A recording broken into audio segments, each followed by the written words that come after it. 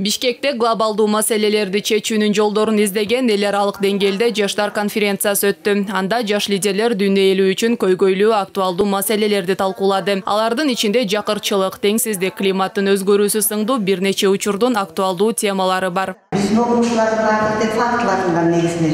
Бүгүнкү конференциянын максаты да ошол. Студенттер да өздөрү изилдөөлөр жасап чыгышкан. Кыргызстан ошол дүйнөлүк жүгүн тартибинде эмнени кыла алабыз, эмне салымды кошо алабыз, Кыргызстандын жоопкерчилиги эмнеде? Себеби Кыргызстандагы мисалы Орто Азиянын 50% суу ресурстары биздин Кыргызстанда чогулат. Ошон үчүн бул жагында ойлонушубуз керек да.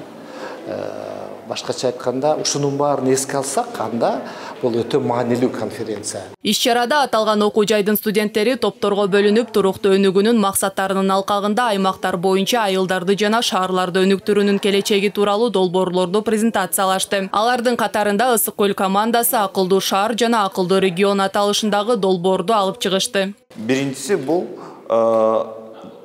мамлекеттик деңгээлдеги портал ачуу. Бұл порталдың мамлекетке қандай салымы қосылат?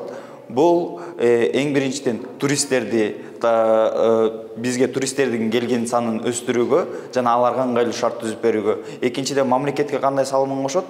Бұл ал порталда бардыгы прозрачный, ошол эле канча пансионат болбосун, алардын бардыгы регистрацияны өткөндөн соң мамлекет өзүнүн кызыкчылыгына өзүнүн көзөмөлүн толугу менен жүргүзө алат. Жалпысынан конференцияда 10-го жакын өлкөдөгү көйгөйлөрдү чечүү жана өнүктүрүү боюнча долбоорлор сунушталды. Ошондой эле Жибек жолунун кайра жаралуу шартында Кыргызстанда айылдарды жана шаарларды өнүктүрүүнүн келечеги тууралуу атайын сабактар өткөрүлдү. Бегимай Талантова, Самат Дөөлөтакунов, 5 канал.